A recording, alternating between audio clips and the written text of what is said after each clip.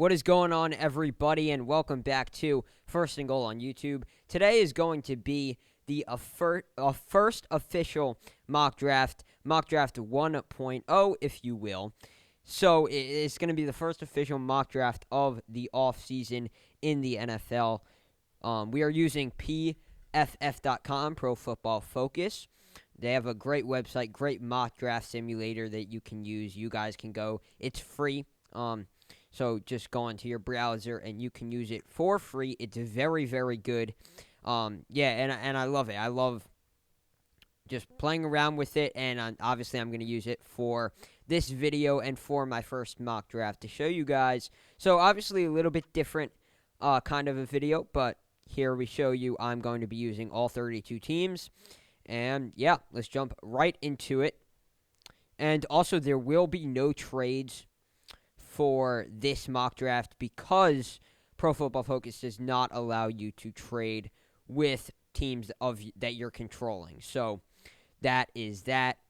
We'll have to deal. But now let's get the draft underway. So number one overall, it's going to be Trevor Lawrence. It has to be Trevor Lawrence. There is no other way to go if you're the Jacksonville Jaguars. He's the best quarterback prospect since Andrew Luck. He's that kind of solidified guy like John Elway, like Peyton Manning, like Andrew Luck, who you just know months before the draft even starts, you know that guy is going to be the number one overall pick. Trevor Lawrence fits into that category. Jacksonville Jaguars get their quarterback of the future here in the Clemson product. Now, number two, the Jets. This is one that I struggled with for a little bit because in my video yesterday, I think that I uploaded, I had the Jets trading out of this pick with the Lions when I was talking about quarterback landing spots. But since I can't do trades here, and as you see, you're not allowed to trade with other teams. But since we're not allowed to do trades here, I went a little bit back and forth whether I should go Zach Wilson, whether I should go Justin Fields, Jamar Chase, Devontae Smith, Micah Parsons, but I eventually landed on Penei Sewell. Sewell is a ridiculously good offensive tackle prospect. He's the best tackle prospect since Trent Williams coming out of Oklahoma, and that is that very high praise for the Oregon product because obviously Trent Williams has gone on to have a very successful career in the NFL, and he was very highly regarded coming out of the Big 12 and out of Oklahoma. So Sewell, listen, if the Jets are not going to replace Sam Darnold here, which I don't think they will, then they have to do all that they can to surround Sam Darnold with pieces that will help him be successful in his fourth season in the NFL. You have to see what you have in this guy. You have to try and get the most out of this player. Getting Penei Sewell, regardless of whether you go forward with Sam Darnold after the season, now you have a fantastic tackle duo for years to come in Sewell and Mekhi Becton. So I think you can't miss with this pick of Penei Sewell. Number three, the Dolphins. This is another interesting one because this team went 10-6, but they, of course, acquired the Texans' first-round pick, and the Texans were not good, so they get the third overall pick. I've seen a lot of people mock Devontae Smith in here, and while I really think he's a good player, that 175 weight really scares me, and I know he hasn't gotten injured in college, but the NFL is a different monster. Harder hitters, stronger players, faster players that will be hitting you with more impact. So I'm just a little bit hesitant to take him all the way up at 3. But Jamar Chase. I love Jamar Chase. And a lot of people have really forgotten what he did in 2018. He won the Biletnikoff Award. He had 1,700-plus yards as a receiver. And also, he was the second best player on one of the best college football teams of all time. So Jamar Chase, this is not in any way a miss by the Dolphins if they do get Jamar Chase and pass on Devontae Smith, because Jamar Chase is just as good and arguably better. So now for the Falcons. I said earlier yesterday in my video that I really think it's time to move on for them. And out of these two guys, Justin Fields and Zach Wilson, it's really a toss-up. Who do you think is better? Because whoever you think is better right now, I see the Falcons taking. And I think that's Zach Wilson. Zach Wilson just has the better arm talent to me. He has the better he has the better ability to push the ball downfield and throw with extreme accuracy. Justin Fields, just when I watch his tape, he just looks like he's way too reliant on his first read, and he's not exceptional at playing outside of the system just yet. So I really don't think Justin Fields is the second quarterback off the board. I like Zach Wilson a lot. I think he's the better player at the moment. So now number 5, we sit here with the Cincinnati Bengals, and I think this is a very similar situation to the Jets if the Jets don't move on from Sam Darnold, because the Bengals, they need to protect their quarterback. But for this situation, there's no doubt they are not moving on from Joe Burrow, of course. So they need to protect their quarterback. They need to get someone around on that offensive line because Joe Burrow was running for his life back there. As you see, Pro Football Focus, top 2 needs for them is tackle and guard. So really, everyone, it's obvious at this point. So even though Rashawn Slater is listed down here at 12 by Pro Football Focus, the Bengals need to get him because he is a very, very good player, and it wouldn't be a reach to take him inside the top 10. Top 5, maybe, but still a very, very talented player, and you just have to get players around him. You have to protect Joe Burrow because he sustained a season-ending injury, and that is a sign of things to come if you do not build out that offensive line and make sure he's protected because, listen, we've seen it many, many times. We saw it with Andrew Luck. Andrew Luck went number 1 overall, was out of the league in 7 years. So Rashawn Slater, it has to be the move. Number 6 here. So I said that Devontae Smith scares me a little bit, but yeah, I love the prospect. I think he's a great prospect. I think maybe the weight is a little bit scary to take at 3 and be the first receiver off the board, but I am 100% fine with taking him at 6 and being the second guy off the board because, listen, I'm kind of contradicting myself a little bit, but he was not injured once in college, and he really stood up. He looked like a strong player, and you look at him as a prospect, he's so refined. The route running is beautiful. It really is a work of art every single time he runs a route. It's incredible to watch. It's so fun to watch because he beats every single cornerback that he goes up against every single time he lines up outside. So he's a fantastic player. Obviously, the Heisman Trophy winner this year. Eagles get a great prospect here in Devontae Smith. Number 7, this is a no-brainer. They've already said that they are going to take their quarterback of the future in this draft. It's already been said and confirmed that Matt Stafford is going to be on the move this offseason. Justin Fields, clearly the third best quarterback, or in that top 3 for sure, quarterback-wise in this draft class. So Justin Fields, number 7, he is the Detroit Lions' future at that position. Now, number 8, Panthers, they need a quarterback for sure. They could also go tight end. Kyle Pitts is here. But the quarterback's position is the most important position for a reason.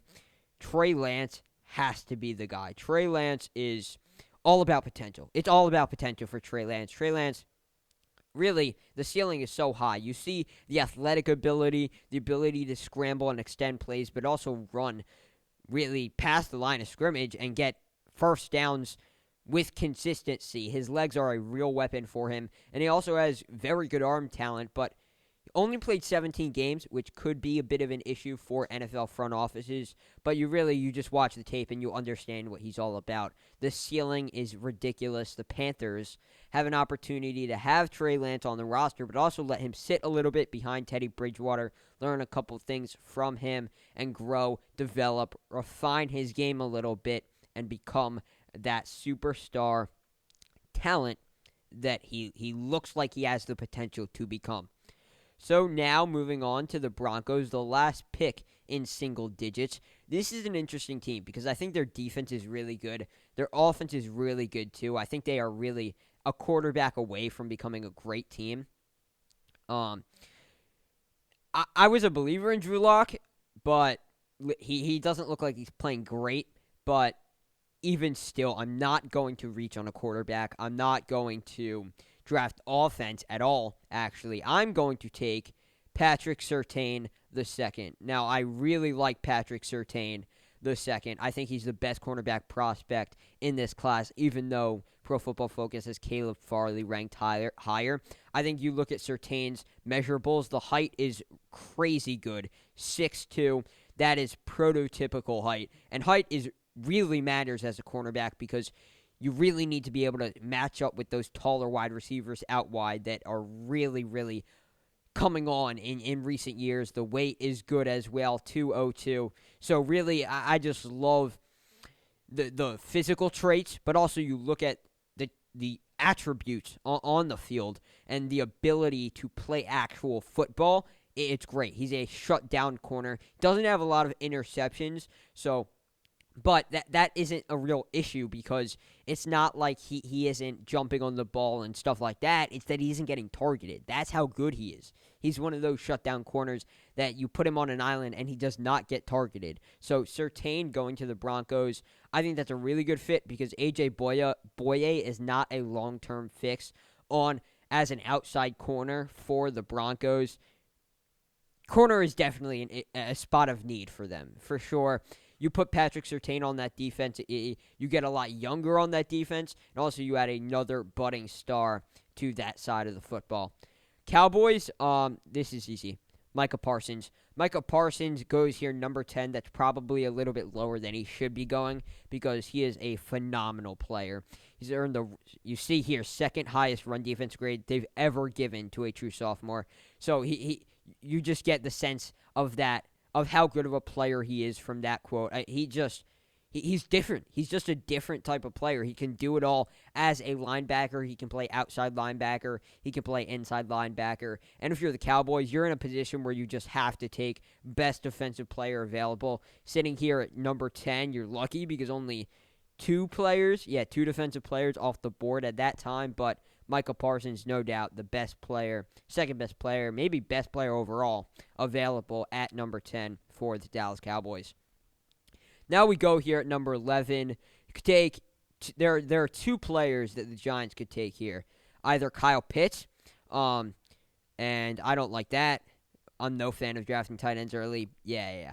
Do not sell Kyle Pitts short. He really isn't just a tight end. He's such a receiver, such a great receiving threat. Or you could take Jalen Waddle. These two guys are extremely explosive. They're both great receivers. But I'm going to have to take Jalen Waddle because the Giants need a true wide receiver. They need a true wide receiver one. They need someone who's explosive. They need someone who's going to get a lot of run after catch, make big plays for their team, and that's Jalen Waddle. That just simply is what Jalen Waddle does. That's what he's all about. Jalen Waddle to the Giants gives Daniel Jones a very explosive option here at wide receiver, and he also adds value as a special teamer, as a return man if the Giants want to use him in that way. So I love that fit because Waddle gives something to the Giants that the Giants have really, you can tell. You just watch their games. You can tell the Giants have missed that explosive wide receiver. So Waddle to the Giants at pick 11 I think is a perfect fit. Now for the 49ers, this one wasn't hard either. You look at the top available players. Do they need a tight end? No. Do they need an edge rusher? No. Edge rusher? No. Defensive line? No. Tackle? No. It's just easy. Caleb Farley. You take the corner. You take the best possible corner available, and you give it right to the 49ers because they are set to lose Richard Sherman, who already said he doesn't want to come back to the 49ers. They're also set to lose Jason Verrett, who actually played good football this season, but he's had injury issues throughout his time with San Francisco, so I do not expect him to be back either. So that means they're down their top two corners. Yeah, they're going to need to replace him. I love Caleb Farley's height. 6'2", same height as Patrick Surtain. That is great. Similar weight at 207. Farley is a shutdown corner. He is fantastic in man coverage, especially in press man, and he's physical too. Very good at the catch point, attacks wide receivers. He has all the tools that you would need and you look for in a cornerback to be a shutdown and lockdown cornerback that you can just put on an island and say, all right, go cover the other team's best wide receiver. So I love this fit, and it really fills a hole for the 49ers. Los Angeles Chargers, I've seen a lot of different positions be mocked to the Chargers. I've seen a tight end in Kyle Pitts go there because Hunter Henry is said to be a free agent. I've seen Kwity Paye. I've seen Gregory Rousseau. I've seen a tackle, wide receiver in some situations. This seems to be a pick that a lot of people are clashing on. But I think, I don't want to say it was easy for me, but it makes a lot of sense, Kwity Paye, to the Chargers because Melvin Ingram is set to become a free agent this offseason. And also, the Chargers were bottom 7, I think. I think they were 25th in the league in sacks this year with 27. Only 27. Outside of Joey Bosa, no one else got over 6 sacks this year. So you have to improve in that category. You have to improve with the pass rush because teams will not win. You will not win in today's modern NFL if you cannot get pressure, if you cannot get in the backfield and get to the quarterback. Kwity Paye, in my mind, he's the best edge rusher in this draft cycle. So, listen, you take him. I think that's a great, great selection, one that will improve the Chargers' defense for years to come. The Vikings now. This one is going to be a little bit interesting because Pro Football Focus has Wyatt Davis ranked number 32. But I'm going to take him here at number 14 because I think he's a lot better than that ranking. He's a fantastic run blocker, and that's part of the reason why I really gave him the nod here at 14 because the Vikings are a run-first team, and they want to run the ball. They want to run the ball with Dalvin Cook down your throat. So I think, and they do need a guard for sure. You see, it's Pro Football Focus's number 1 need for the Vikings. So I really think that's a very good fit because Wyatt Davis will be able to work into that starting spot at guard pretty soon because he's very talented, very strong, and fantastic run blocker, which is really what the Vikings are going to need. 15, Kyle Pitts slide stops. He is an incredible receiver, and the Patriots just absolutely need to get weapons on their team. Kyle Pitts fits the bill exactly. He's 6'6", he's a beast, he's a monster, and he makes plays for his team. He is an absolute he's just a weapon. I mean, he's a receiving weapon. He is 6'6", but he's thin, right? He's not a big, stocky tight end like Rob Gronkowski or Travis Kelce. And honestly, that's a plus for him because he runs like a wide receiver. He moves like a wide receiver, and he catches the ball and runs his routes like a wide receiver. So I think Bill Belichick and Josh McDaniels are going to love having Kyle Pitts to work with on their offense. Now, the Cardinals are another interesting one because there are a number of ways you could go with them. I thought about Christian Barmore for them, but I'm not sure I love that rank number 15 for him. I think he's more of an early second, late first kind of a guy. Then you look down, potentially a wide receiver, maybe an edge rusher, maybe a linebacker. But I'm going to go cornerback. I like J.C. Horn to the Cardinals because he's a really physical corner. He's 6'1", 205 pounds. So, again, you see that really good physical traits there. He's also a very good athlete. You see that on the field when you watch tape. Very, very physical. He's a similar kind of player to Caleb Farley. You can put him on an island. You can let him go cover your number 1 wide receiver because of how physical he is. He gets in your face, and he is aggressive at the catch point. He doesn't let wide receivers get easy catches. He might draw a little bit of fouls in the NFL or penalties, flags in the NFL because of the way that the NFL referees have leaned more towards calling a lot more pass interferences, but he's an aggressive corner, really a guy, just the type of player you look for to be a boundary corner, and him and Horn and Byron Murphy are going to be a very good duo for many years to come for the Arizona Cardinals. Now, this, for the Raiders, this was so easy. Gregory Rousseau still on the board here at pick 17.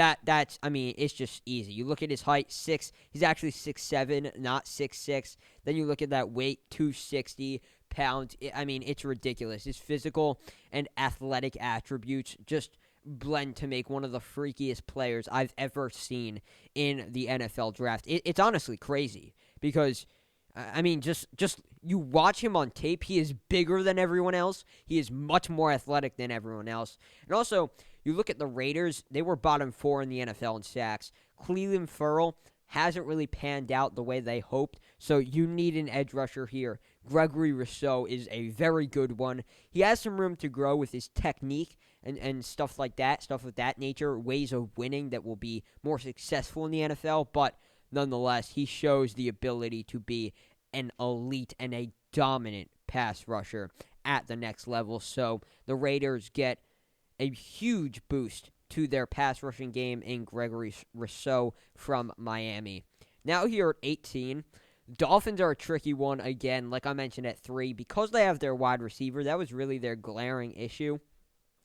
So I didn't really know at first where to put them or who to give them, but I went back and forth a little bit. I said maybe Christian Darrisaw, get them a tackle, maybe another wide receiver in Rashad Bateman or Kadarius Toney, or Tevin Jenkins, another tackle that could have been in the running, but I settled on a linebacker, and that linebacker is Zaven Collins.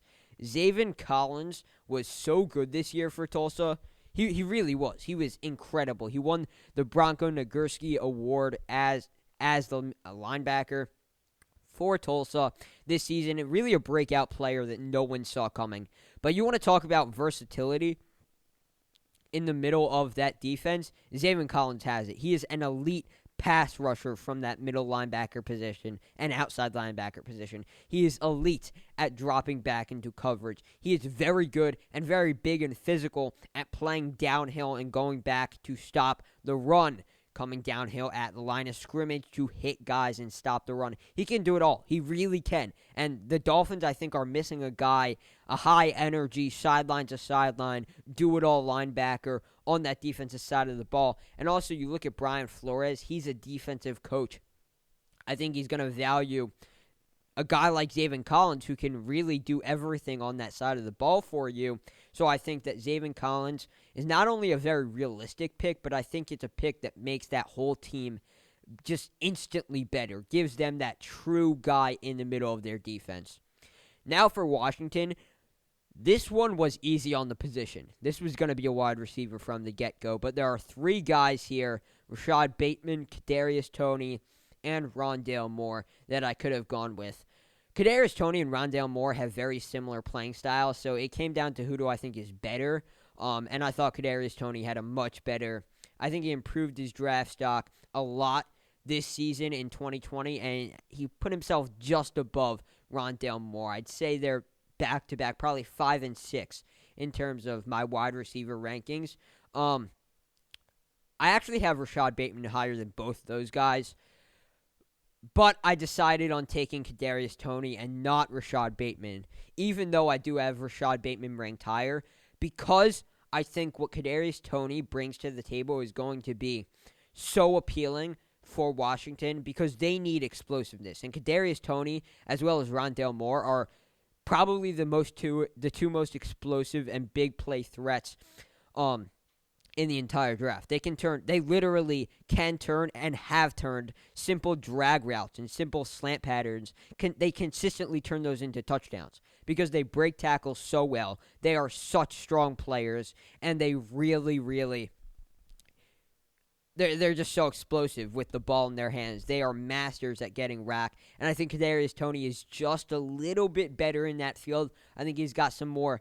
I think he's a little bit more refined of a route runner. He's got a little bit bigger route running tree overall. So I think Kadarius Toney to Washington, I think that's very appealing if you're Washington because you could really use that extra bit of explosiveness that Toney brings to the table. Also, Toney will complement McLaurin's game very well because McLaurin is that true wide receiver one, great route runner, very reliable guy.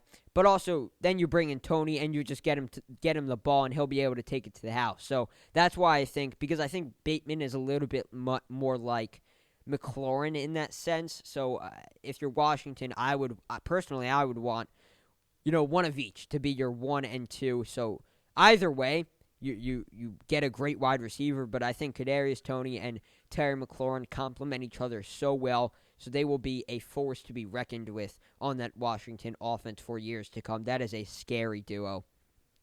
Then at pick 20, this was easy. This is the other guy, Rashad Bateman, because I really think that the Chicago Bears are going to move on, or Allen Robinson actually will move on from the Chicago Bears this offseason, because from reports earlier on in this season, it really seemed like Robinson was done with the Bears and he was fed up with the Bears.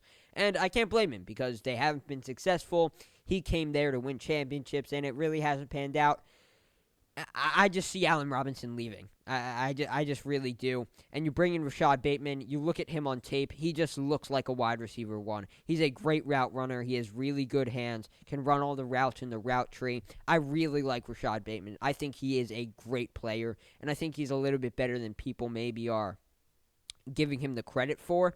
So I really like him because he'll be able to come in and maybe not from day one, but definitely will be able to grow and become a true wide receiver one for the Bears. Someone that before Allen Robinson they've been missing for a while, but honestly I think he comes in and he becomes a very, very good wide receiver one and eventually will be able to fill the shoes of Allen Robinson. Now you look at the Colts and they need to stop.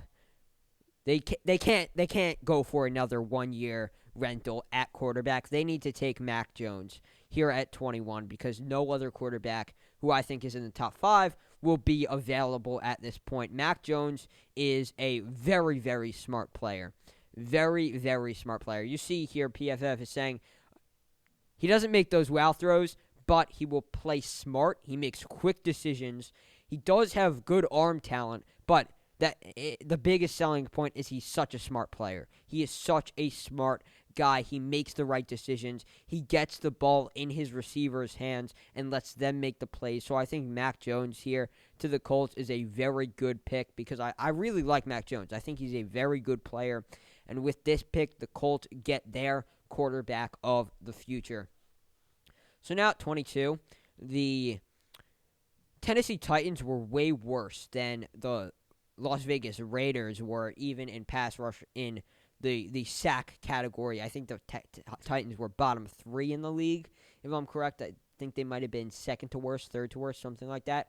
But it's clear they need an edge rusher. They brought in Jadeveon Clowney and Vic Beasley to improve that category for them in 2020, and both of them had a combined 0 sacks in that season, and Vic Beasley was cut midway through the year, so obviously a poor situation for them. And like I said earlier, can't get to the quarterback, you're not going to win games. So here at 22, I think the best available edge rusher is clearly Azeez Ojulari.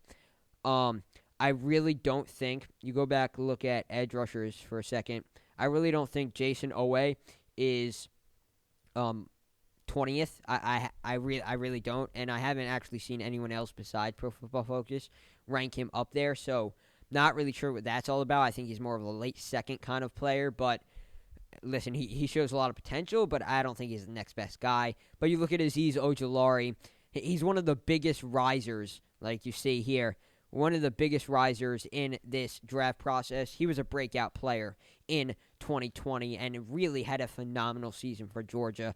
I love his combination of explosiveness and finesse moves. He gets off the line of scrimmage so fast. The first step is so quick and so explosive for him. And also, he has good finesse moves too. So he has very good hand fighting, uses that very well to his advantage to get around the opposing tackle and get around the opposing offensive lineman. So I think Azeez Ojulari to the Tennessee Titans is huge. And also you pair Ojulari up with Harold Landry on the other side of the formation for the defense, and I think you have a very, very talented young edge rushing duo at Tennessee. Ojulari, I think, is a star in the making. I'm a huge fan of him. Now you look at the Jets, and we were talking, okay, so you need to surround Sam Darnold with great weapons and people who are going to help him reach his full potential. I see no one better left on the board to do that than Rondale Moore. Rondale Moore is a guy that makes his quarterback look better. You get the ball into his hands, he makes plays. He breaks so many tackles. He was top 5 in the FBS in 2018 in broken tackles. He breaks a lot of tackles, but he's extremely fast. You see this Not a tall guy, not a stocky, big guy either, but he makes plays. He's a playmaker. Simply put, he's like a running back after the catch. He's so elusive, so quick, so slippery, very hard to bring down also because he's such a strong player. I love this fit because also now you have Denzel Mims and Rondale Moore who complement each other's games very, very well. Rondale Moore being the quicker, shifty, big play, explosive guy, and Denzel Mims being that bigger wide receiver. I think this is regardless of whether you keep Sam Darnold or not, another pick that is going to be very, very profitable for the Jets in the future. Now the Steelers. Okay, so I'm going to have them take Travis Etienne. Now I know this might be a little bit early for a running back, but I think that I really like this pick for the Steelers, and I think it's a very, very good pick for their team overall because they are set to lose James Conner and Juju Smith-Schuster in the offseason. Those are two players who over the course of their careers in Pittsburgh have been very, very good and solid not even solid contributors. They've been main focuses of that offense while they've been with the Steelers. So those two guys are on their way out. You need to be able to replace that, and I think Travis Etienne is going to be able to do that with extreme success. I love Travis Etienne. He is so explosive. He is such a threat in the run and the pass game. He's such a dangerous player. And you give Ben Roethlisberger a guy like that, a guy that he can dump the ball off to, and Travis Etienne will be able to make his own plays. I think that's very, very valuable for a guy of Ben Roethlisberger's age, someone who you just make it easy on Roethlisberger and let Etienne do all the work. That's going to be very, very good for the Steelers and for their playoff hopes and Super Bowl hopes. I really think Etienne, you bring him in, and the offense immediately improves whether or not you lose James Conner and Juju Smith-Schuster because that's the kind of player that Etienne is. I think he's that good. And also, Steelers had like zero running game in 2020. The running game was awful, so you bring in a running back, obviously a great one. A great one here in the Clemson product, and that part of your team, that phase of your offense, is sure to improve. I would be shocked if they bring in Etienne and it doesn't. Here, if you're the Jaguars, this is simple. Christian Darrisaw. Darrisaw is a good tackle. He's a physical specimen. 6'5", 314. I think he's a very good tackle. Probably my third tackle ranked at this point in the draft process. And this is all about one thing, protecting Trevor Lawrence. We saw it with Joe Burrow this season. If you do not protect your quarterback, they will get hurt. They will go down with injury. And as the Jaguars, you need to be able to protect Trevor Lawrence. This is the draft. This is it. This is the franchise-changing offseason for the Jacksonville Jaguars because if they get this one right, if they hit this offseason, they can turn around their organization for the next 10 to 15 years at least. One of the main things, or the main thing, first off, draft Trevor Lawrence. Can't go wrong there. Number 2 is protect Trevor Lawrence and put him in the best possible situation to succeed. You do that by drafting a tackle. Best tackle available is Christian Darrisaw. Number 26 now, the Cleveland Browns. I love their story from this year. I love how they made the playoffs and actually got a playoff win. I think that's great. Middle line or linebacker overall has really been their issue this season. And Jeremiah Owusu-Koramoah won the Dick Butkus Award this season. I think he's a phenomenal player. I love what he can do in pass coverage. He's a really, really good player in pass coverage. So obviously that will add a lot to the Browns team. Of course, you can never have enough good pass coverage linebackers and safeties because you can throw those guys on tight ends. You can throw those guys on slot wide receivers. And Jeremiah Owusu-Koramoah is one of those type of guys that you can put in a coverage situation and he will be successful. He's a very athletic player, and I think this is a perfect pick for the Browns. I think they can't go wrong with taking the Notre Dame product here because it not only does it fill a hole, but you're also getting a very, very good player. The Ravens, this one was easy too. I know they have him ranked low, number 53, but Terrace Marshall Jr. is probably a late first round talent, and he's a late round talent in my mind. You look at his combination of height, weight, and speed, and it is scary. He is a physical monster. I mean, really, runs his routes physical, runs his routes tough, runs into people, runs through defenders, and you look at the Baltimore Ravens, most of their receivers, you look at Marquise Hollywood Brown, Willie Snead, Devin Duvernay, they're all pretty much smaller guys, smaller in stature, not as strong, not as physical. And you look at Terrace Marshall, well, he's the exact opposite. He's 6'3", he's 200 pounds, and he's also experienced. He's been a starter for 3 years, I believe, at LSU, and a very successful one. So he's a winner. Obviously, a very good quality. Terrace Marshall, I think he's a very, very good fit here with the Baltimore Ravens because they have to have multiple wide receivers this offseason. They need to bring in multiple guys this offseason if they really want to improve that side of the ball. I think it all starts in free agency, what veteran they're going to bring in, what veteran they might trade for. But I think you cap it off here by getting a wide receiver in the first round, and I think Terrace Marshall Jr. is a great guy to go to the Ravens because of how well he fits with the other smaller players on that Ravens offense. Then you look at the Saints.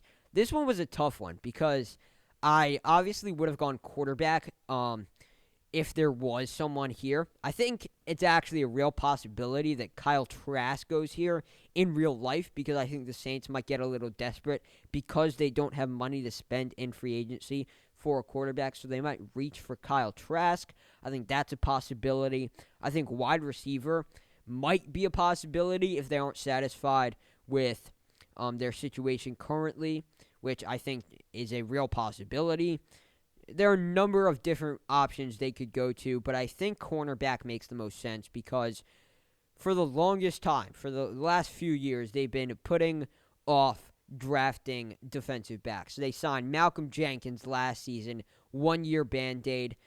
He played pretty good. It didn't really help them get any farther in the playoffs. You look at Janoris Jenkins. He's been there. He's been inconsistent and not great, really. He hasn't helped them get farther in the playoffs. So there are a lot of guys there that are older and, 1-year Band-Aids, and they've got 1-2-year Band-Aids, and they've been guys that have really put them in this awful salary cap situation going forward. So how do you help fix that? Well, you assess your needs in the draft, right? You're taking Asante Samuel Jr. You still do need a cornerback and Asante Samuel Jr., 5'10", 184, he is 100% a slot cornerback. So you see this. Janoris Jenkins, he should be gone soon. He hasn't been great. So you plug and play Asante Samuel Jr. in the slot. I think that works out really, really well because now you give Marshawn Lattimore a legitimate guy with help, a legitimate younger guy with help in the backfield, defensive backfield. Also, you could cut off some salary cap because now you have another guy that you can start back there in the defensive backfield, which is cutting salary cap is absolutely essential for New Orleans this offseason. Now, number 29. Okay. This one's tough because you look at the wide receivers available. I don't see a wide receiver that is first-round caliber. And wide receiver clearly looks like the option here. I mean, all of these guys are very good players, day 2 players, day 3 players that could very well end up being starters by the end of the season. There are a lot of good players here. I don't see anyone who is worth taking in the first round. Probably the best guy available here is Tylan Wallace, but I really think he's a day 2, early second round player. So I don't love the wide receiver options, but even still, I think cornerback is a bigger issue. You go back, watch that Bucs game. Kevin King, he's going to be a free agent, but also he played awful. He played bad. They need a number 2 cornerback next to Jair Alexander. For the longest time, they have been drafting cornerbacks before Alexander got there. They were drafting cornerbacks in the first round every year, it seemed like, and the issue is still not fixed. Just because they have an all-pro second-team corner now and one of the best lockdown corners in the league you still need two. You still need two of these guys, and I love Campbell. I think he's a very good prospect. I love his physical traits. 6'2", 185. Weight is a little bit slim, but the height is great. 6'2", and I just talked about earlier with Caleb Farley and J.C. Horn how essential height is, especially when you're an outside corner. So Tyson Campbell to the Packers, I think that will really give the Packers now two great cornerbacks that are just sit them both on outside on the boundary and let them play. Let them go to work. I think that'll fix it because I think Tyson Campbell is a star in the making. He has some room to grow. He has potential, which is obviously a great thing you love to see, especially with defensive backs, because they're not going to be great right away, so you want to see that they have that room to grow. So I really think Campbell, really, really good player right now, but has a lot more potential that he could capitalize and also could definitely learn some really, really good stuff from the veterans and the really good players in that defensive backfield like Adrian Amos and Jair Alexander. Now number 30. This one was a little bit tougher too. I was actually going to give them Najee Harris for a second there because I was looking at their stats for a second while I was doing this mock draft and putting it together, and I was like, wow, I already noticed, but it popped up for a second. I was like, yeah, their running game is awful. So I was about to give them Najee Harris, but I decided and landed on Nick Bolton because Matt Milano's future with the Buffalo Bills really is up in the air at this point. It's really just it's up in the air. We don't know what's going to happen with him, and he's an integral part of that defense. You add Nick Bolton, who I think has a higher ceiling than Matt Milano. He's really an enforcer on that side of the football. So if Matt Milano leaves, you have a guy here. Well, we'll know by the draft if Matt Milano leaves, but I actually think he's going to. I don't think he's going to stay with Buffalo. But here, Buffalo gets a guy, Nick Bolton. He is a true, absolute, fantastic physical presence in the middle of your defense. He's going to hit hard on every single play, and he's going to give 100% every single down. And I think that's really what the Buffalo Bills need in the middle of that defense. Now the Bucs, let's see. I love this. I love Jalen Phillips to the Bucs because it gives the Buccaneers a lot of options. Because if you plan on taking an edge rusher as the Buccaneers, you could either let go Jason Pierre-Paul, who is really aging, getting up there. He's not going to be around forever. He's on the wrong side of 30. You could let him go, save some significant amount of cap space, and bring in Jalen Phillips, who I think is a fantastic player. Very, very good athletically and very high ceiling. A lot of skills that he showed at Miami. You bring in him, not only would you be able to potentially cut Jason Pierre-Paul and save some cap, if you want to keep Jason Pierre-Paul on the roster, you could and not re-sign Shaq Barrett to a mega deal, you could let Shaquille Barrett walk in free agency, let him get paid somewhere else because he's going to want a hefty contract, and just replace him here in Jalen Phillips. So I think this is a very realistic option for the Buccaneers. I honestly don't think both Shaq Barrett and Jason Pierre-Paul will be back in 2021. So I honestly think it's a realistic situation where the Buccaneers could potentially take an edge rusher to fill the hole of one of those guys, and Jalen Phillips would fill it, and he'd fill it very, very well. He is a fantastic player. Not getting enough love, I don't think, but I think, honestly, a lot of people have him as a first-round talent at this point, so, maybe, but I think he's a great player. I really, really like him. Now, rounding out the first round, the last pick, we have the Kansas City Chiefs, and, you look at them, you kind of say, all right, they probably just need best player available. And you look at PFF's best player available, it's Christian Barmore. And like I said earlier, I think he's more of a early second, late first kind of guy. Jason Owe, not a fan, not the biggest fan. I really like Trevin Moehrig. I am a huge fan of Trevor Moore, but they do not need a safety whatsoever. There are a lot of guys here. And then I went and looked at their stats and their roster. Where could they improve? And you really look at sacks, especially as an edge rusher, because Frank Clark had 6 sacks as an edge rusher. He led all of their edge rushers with sacks. The next outside pass rusher in terms of sacks, it's not named Frank Clark. I forget the name, but it was Alex Okafor. It was Alex Okafor with 3. Then Mike Dana with 2.5. It's unacceptable. Listen, I understand the Chiefs are already Super Bowl contenders, and I understand that they're the favorites going into this year, but you have to improve your edge rushing game. You have to. You need another guy on that edge that is going to consistently get into the backfield. And I think, I'm not sure what's going on with Pro Football Focus's rankings.